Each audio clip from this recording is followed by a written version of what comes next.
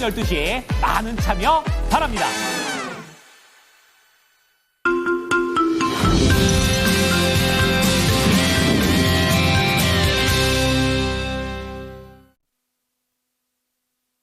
네, 오늘 시장에 영향을 미칠 국내외 이슈들 정리해드리는 모닝 스탠바이 시간으로 이어가 보도록 하겠습니다. 오늘 이 시간에는 이건희 대표와 이 시간 함께합니다. 대표님 안녕하세요. 네, 안녕하세요. 네, 오늘 먼저 살펴봐야 되는 체크 포인트부터 한번 살펴보도록 하겠습니다. 어떤 포인트들을 체크해 주실까요? 네, 일단 뭐 오늘 분위기는 이제 뭐 대선이 끝나고 나서 네. 이제 새로운 대통령이 나왔죠. 그것 때문에 이제 정책 관련돼서 아마 관심이 굉장히 많을 거고, 당분간은 이제 이재명 대통령의 이제 뭐 새로운 정책, 그다음에 앞으로 그동안 하려고 했던 뭐 상법 개정 관련된 이슈, 그걸 아마 증권가에서 아마 관심을 제일 많이 가질 거고요. 또 이제 정책적인 면에서 또 하나는 이제 그건 법 개정이고, 정책적인 부분에서는 추경 예산 편성을 해서 어떻게 내수를 부양할 것이냐 뭐 이런 것들에 대한 관심이 좀 있을 거고요. 네.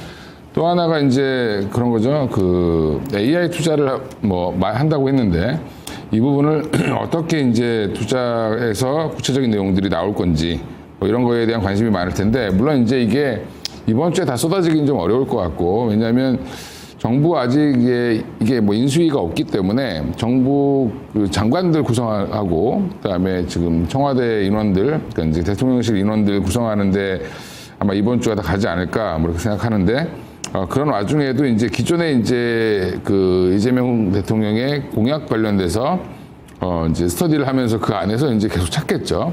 그래서 당분간은 이제 새 정부 정책 수혜에 관심이 많을 거고요. 제가 또 관심 있는 거는 기존에 이제 우리가 1월부터 쭉 이어왔던 주도주의 흐름을 보면 특히 조선, 방산, 원전 이 세 섹터에 많이 몰렸습니다. 특히 이제 조선은 어디까지 가나 하고 계속 가고 있고, 그다음에 방산 같은 경우도 가고 있는데, 근데 지금 흐름은 약간 기울기는 조금 좀 완만해지고 눕는 형태가 나오고 있는 상황이어서 주도주가 바뀔지 여부 좀 보셔야 될 것 같고요. 간밤에 미국에서 또 우리는 대통령 선거 때문에 정신이 없었지만 미국의 이제 필라델피아 반도체 중심으로 가격이 급등했고, 마이크론이 100불에 다시 또 안착을 했고요. 엔비디아가 시총 1위를 탈환했습니다. 그 얘기는 다시 또 한번 반도체 관련된 종목에 대한 관심이 커질 가능성이 있다. 그래서 새로운 주도주 중에 하나가 반도체가 되지 않을까 생각도 하고 있습니다. 그래서 여전히 이제 국내 이슈랑 해외 이슈를 같이 좀 보시면서 대응을 하시면 좋을 것 같고요. 해외 이슈로는 이제 반도체 관련된 AI 투자 확대인데, 이게 우리나라 국내 AI 투자와 같이 맞물려 있기 때문에 그동안은 이제 소프트웨어 기업들 중심으로 올라갔다라고 하면 오히려 이제 반도체라든지 아니면 팹리스 업체들 이런 종목들도 좀 보셔야 되지 않을까 이렇게 생각하고 있습니다. 네, 어제 하루 쉬어가는 동안에 미국국 증시의 흐름을 살펴주셨는데요. 그런 부분들을 살펴봤을 때 AI 쪽으로 다시 한번 시장에 투심이 들어올 수 있다라는 점도 짚어주셨고, 가장 중요한 건 21대 대통령이 당선이 됐습니다. 그렇기 때문에 이제는 어떤 부분에 정책이 집중이 될 것인가 이런 부분을 살펴주셔야 된다라고 얘기해 주셨는데, 그렇다면 첫 번째 키워드로 넘어가 보도록 하겠습니다. 오늘 준비해 주신 첫 번째 키워드 어떤 쪽일까요? 최근에 이제 은근히 관심 없던 sek터 중에 하나가 이제 게임주인데, 네. 게임주들이 바닥권에서 지금 생각보다 많이 올라왔고요. 특히 이제 대장이라고 할 수 있는 NC소프트도 급등이 나왔어요. 월요일에 급등 나왔죠. 예. 왜 그럴까? 이제 새로운 섹터를 찾는 거죠, 시장은. 근데 그 이제 찾으려면 뭔가 모멘텀이 있어야 되는데, 이제 PC, 그러니까 게임의 흐름을 보면, 저는 뭐 게임을 많이 하는 사람이 아니라 잘 모르는데, 이론적으로 공부를 해보면, PC 게임에서 모바일 게임으로 전환, 이게 가장 큰 이슈였었습니다, 예전에는. 뭐 가장 대표적인 게 NC소프트의 리니지라고 보시면 될 것 같고요. 그리고 지금 다시 요즘에는 PC도 출시하고 모바일도 출시하고 콘솔까지 같이 출시하는, 콘솔 전용 게임도 나오긴 하지만, 콘솔이라고 하면 우리가 이제 팩 꽂아서 하는 이제 그런 게임을 말하는데, 이렇게 지금 그러니까 미국이라든지 유럽, 이제 서양권이라든지 일본은 오히려 이제 이 닌텐도 게임이라고 해서 뭐 아니면 플레이스테이션 이런 거 많이 하잖아요. 네. 그래서 오히려 그쪽은 콘솔 게임을 좀 많이 하는 건데, 이게 무슨 차이가 있냐면 과금 형태의 차이가 있습니다. PC나 모바일은 중간중간에 아이템을 사거나 결제를 해서 이제 수익을 내는 그래서 이제 게임 회사들이 꾸준히 수익이 날 수 있는 어떻게 뭐 히트작만 나오면 이어질 수 있는 거라고 보면 콘솔 게임은 처음에 성금을 땡기는 거죠. 그냥 이 팩을 사 갖고 가는 사람들이 현금을 지불하면 네. 오히려 이제 매출이 바로 발생하는 그런 형태라고 보시면 될 것 같습니다. 네, 요즘에 이제 이게 그래서 콘솔까지 같이 지금 공략을 하고 있다. 그 얘기는 우리나라 게임들이 미국이라든지 유럽, 일본 쪽에도 진출을 많이 하고 있다는 걸 의미하고 있고요. 또 매출 대비해서 지금 영업이익들이 각 기업들이 증가하고 있습니다. 매출은 비슷한데 영업이익이 증가한다. 그 얘기는 무슨 말이냐면 비용을 줄이고 있다. 뭘 줄일까요? 게임 회사 비용이라고 해봐야 광고비, 인건비거든요. 네, 근데 광고비는 줄일 수가 없을 거고 인건비가 많이 줄었겠죠. 거기엔 아마 AI가 역할을 좀 많이 한 걸로 보이고요. 그래서 지금 많은 이제 그 개발자들이 우리나라에서도 생각보다 설 자리들이 줄어들고 있다. 그런 부분도 이제 어떻게 보면 게임주에 영향을 좀 미치는 걸로 보이고 또 밸류가 예전에는 게임주 하면 뭐 20배, 30배, 40배, 50배 막 이랬습니다. PER 기준으로. 근데 지금 다 굉장히 낮습니다. 한동안 버려졌죠. 코로나 이후로 엔소프트가 한 100만 원 찍고 쭉 내려왔고 지금 가장 잘 하고 있다는 크래프톤도 상장 이후에 상장 첫날의 가격을 한 번도 가본 적이 없어요. 그 얘기는 여전히 이제 이쪽에 대한 관심이 좀 많이 약해졌다. 그다음에 중국의 부상으로 인해서 중국의 뭐 50이라든지 이런 게임이 등장하면서 중국 시장에서 차지하는 포지션도 굉장히 낮아졌다라는 부분이 이제 밸류에이션이 많이 싸지는, 그래서 밸류에이션이 부담됐는데 실적은 다시 올라오고 있기 때문에 그러면 여전히 이제 사기에는 부담이 없는 거죠. 그래서 바닥권에서 지금 탈출하려고 하는 종목들 잘 보셔야 된다라고 말씀드리겠습니다. 네, 좋습니다. 지금 콘솔 시장으로 점점 더 가고 있기 때문에 그러한 부분에서 매출을 어떻게 획득하는가 그 부분의 방법이 조금 바뀌었다라는 점 짚어주셨고요. 지금 밸류에이션이 상당히 낮아졌기 때문에 지금은 게임 종목들을 주목해야 되는 타이밍이다라는 점 짚어주셨습니다. 그렇다면 추천 종목으로는 어느 쪽 보고 계실까요? 일단 넷마블을 갖고 나왔고요. 네. 이제 물론 NC소프트도 좀 봐야 되는 타이밍인 것 같긴 한데 넷마블을 먼저 말씀드리고 싶은 거는 넷마블이 최근에 흐름이 좀 괜찮은 게 좀 연타석 안타를 치는 것 같은 느낌인데 주봉 차트 보여주시면 지금 4만 원대에서 바닥을 잘 형성하고 그게 이제 올해 2월, 3월이었고요. 4월 접어들면서 주가가 이제 올라오기 시작하는 모습을 보여주고 있는데 지금 최근에 이제 일봉 보면은 생각보다 많이 올랐네 네. 이렇게 생각하실 거예요. 안 보시던 분들 보시면 신작에 대한 기대감인데 그럼 3월, 4월 달에 좋았던 이유는 뭐였냐면 나 혼자만 레벨업이라는 이제 그 IP가 있죠. 그게 원래 이제 웹 소설에서 시작해가지고 웹툰, 그 다음에 지금 뭐 넷플릭스에 이제 만화로도 올라와 있고, 근데 그거를 이제 게임과 연계시킨, 그래서 나 혼자만 레벨업에 이제 게임을 넷마블이 출시를 시켰는데, 그것도 굉장히 흥행을 잘하고 있습니다. 그래서 뭐 일일 최대 뭐 20억 정도씩 막 이제 실적에 꽂힌다라고 얘기를 하고 있고요. 거기에 지금 이 나 혼자만 레벨업보다 조금 더 기대가 되고 있는 신작이 오리진. 예, 오리진이 이제 발표가 되는데 7개의 대자, 뭐 오리진 뭐 이렇게 얘기하는데 어떤 게임인지 잘 모르겠습니다. MMORPG 중에 뭐 좋은 게임이라고 합니다. 네. 근데 이게 생각보다 이제 사전 등록을 이제 하기 시작할 텐데 6일부터 합니다. 근데 이게 근데 6일부터 하니까 6일날 만약에 폭발적으로 이제 뭔가 접속이 되거나 사전 등록을 하면 주가는 조금 더 기대감으로 갈 수 있고요. 신작이 꾸준히 나오고 있다는 점에서 넷마블은 예전에 이제 넷마블을 뭐 빅히트에 투자한 회사, 지금 하이브죠. 투자 잘하는 회사 이렇게 생각했었습니다. 모두의 마블 이후에 별게 없었다. 근데 지금은 좀 그 수준을 좀 벗어나서 게임주로서의 모습을 좀 진면목을 보여줄 자리가 되지 않았나 생각하고 있습니다. 네, 넷마블 살펴주셨는데 월요일장에서도 넷마블이 무려 7.83% 상승한 채 거래를 마치게 됐습니다. 얘기해 주신 것처럼 일봉 차트로 봤을 때는 3만 원 후반대에서 좀 빠르게 올라온 모습인데요. 어느 정도까지 바라볼 수 있을까요? 일단 최근에 이제 한 5만 원 기준, 5만 원대 초반에서 박스권 흐름을 좀 보였는데 다시 한번 월요일 날 급등이 나왔었죠. 그러면 저는 한 6만 한 3천 원 정도까지는 충분히 한번 도전해 볼 가능성은 있다라고 보고 있고요. 만약에 오리진이 이제 더 흥행 대열에 올라간다라고 하면 그 이상도 갈 수 있겠죠. 그래서 지금은 넷마블도 충분히 사볼 수 있는 단기간에 수익을 낼 수 있는 종목이 되지 않을까 생각하고 있습니다. 네, 첫 번째 관심 종목으로는 게임 섹터 내에서 넷마블 짚어주셨습니다. 신작 게임 오리진에 대한 기대감이 들려오는 종목이고요. 63,000원까지 목표가 제시해 주셨습니다. 두 번째 키워드로 넘어가 보도록 하겠습니다. 게임에 이어서 이쪽도 상당히 오랜 기간 동안 쉬어갔던 섹터가 아닐까 싶은데 두 번째 키워드 어느 쪽일까요? 예, 일단 통신 장비주를 좀 봐야 되지 않을까? 장비 기업들 다시 봐야 될 때인가? 왜 다시 봐야 되나? 원인은 또 깊게 들어가면 중국과 미국과의 싸움입니다.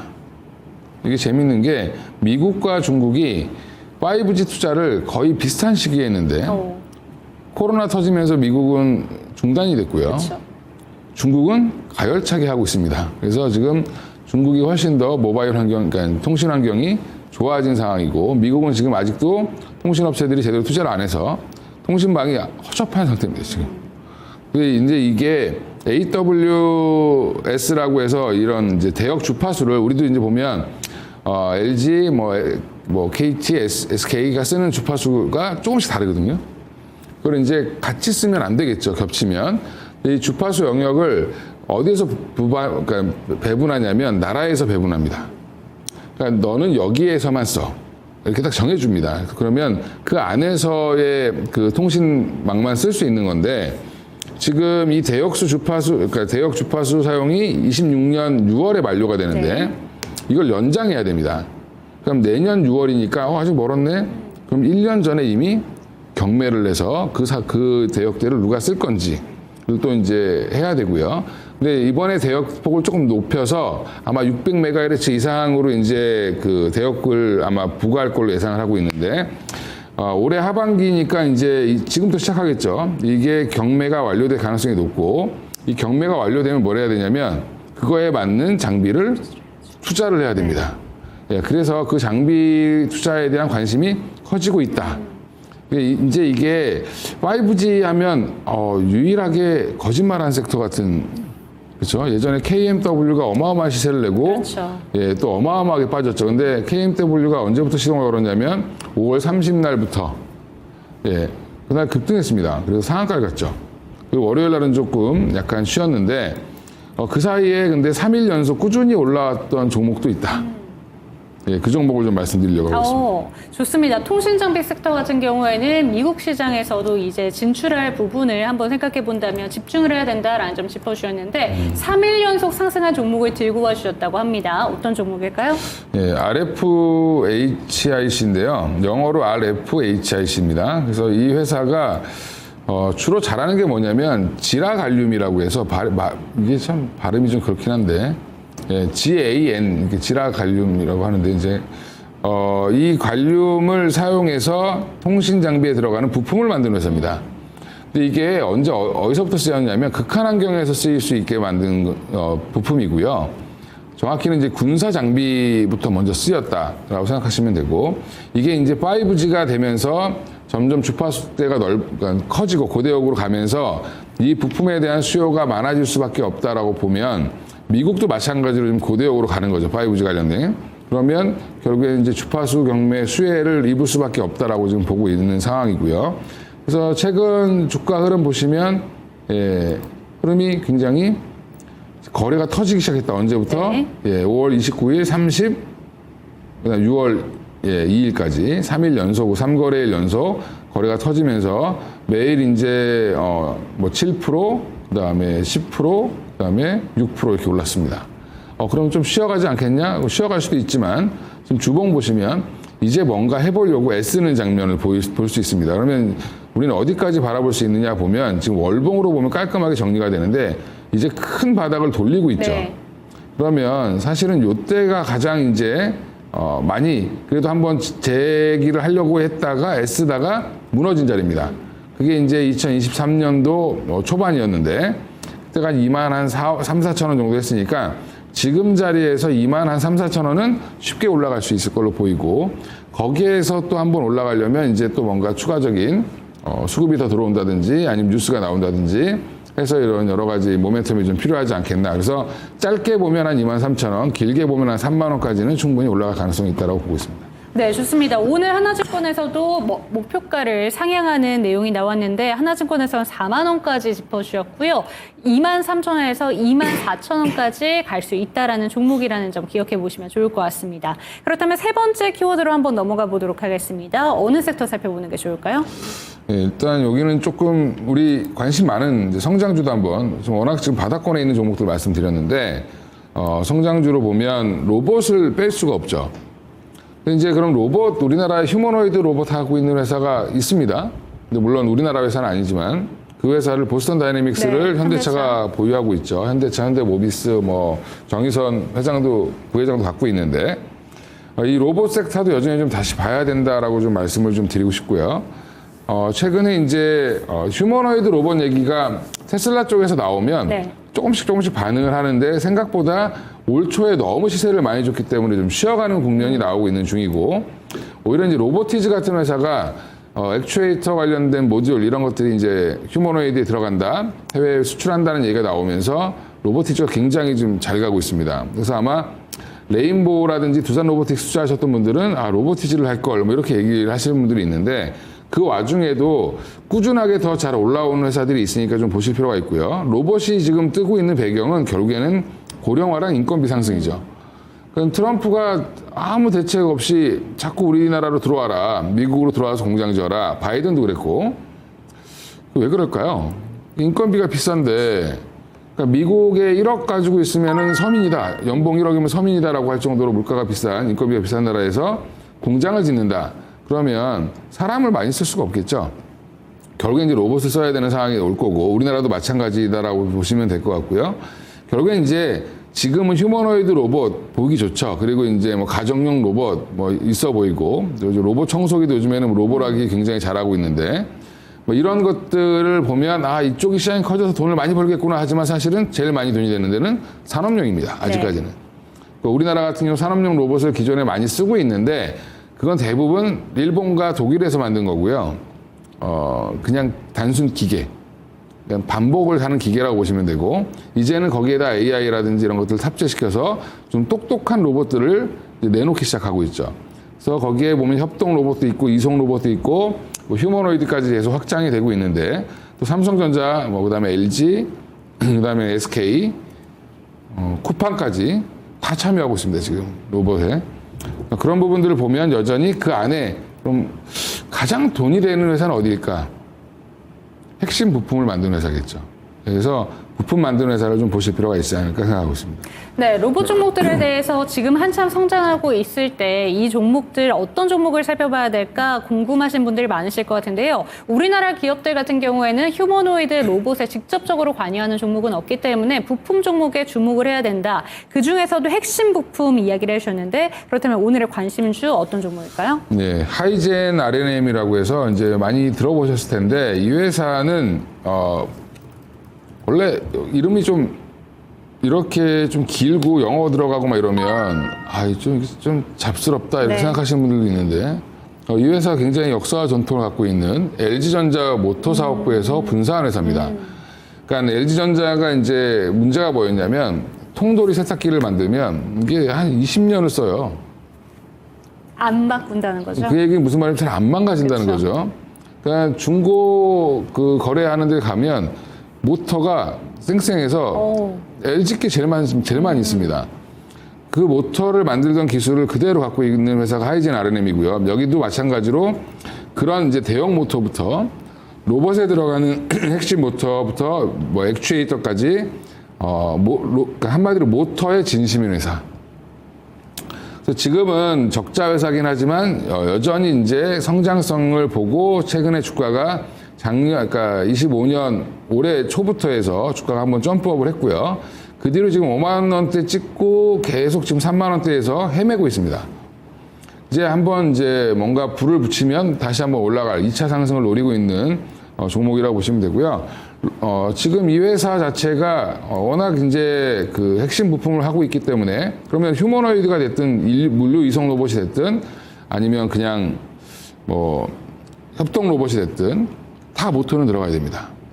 그리고 또 액추에이터라고 하는 게 있는데 이 액추에이터는 또 로봇 감속기 이런 얘기도 들어보셨죠. 그러니까 로봇 모터는 잘 돌아가는 것도 중요하지만 속도를 조절하는 것도 되게 중요하고 그다음에 감속기는 속도를 오히려 줄이는 건데 그러니까 감속기를 만드는 회사들은 많은데 또 모터를 만드는 회사는 또 하이젠 R&M이다라고 보시면 될 것 같고요. 그래서 지금은 범용 모터로 돈을 많이 벌고 있는데 앞으로는 이게 이제 로봇 그다음에 자율주행 관련된 이제 전기차 쪽도 지금 노리고 있습니다. 그래서 전기차 모터도 만들고 있는 회사니까 앞으로 이제 뭐 나빠질 일은 없다라고 보시고 이제 한번 모멘텀이 생기면 지금은 단기간에 뭐 실적으로 밸류에이션 계산하고 갈 건 아니고 성장 섹터로 좀 접근해 보실 때 지금 자리 최근에 보면 저점을 조금씩 높이고 있습니다. 그 얘기는 이 고점을 좀 뚫지 못하고 저점만 높이고 있는 상황이기 때문에 4만 원 돌파하면 5만 원까지는 충분히 한번 튀어 올라갈 가능성이 있다라고 보고 대응하시면 좋을 것 같습니다.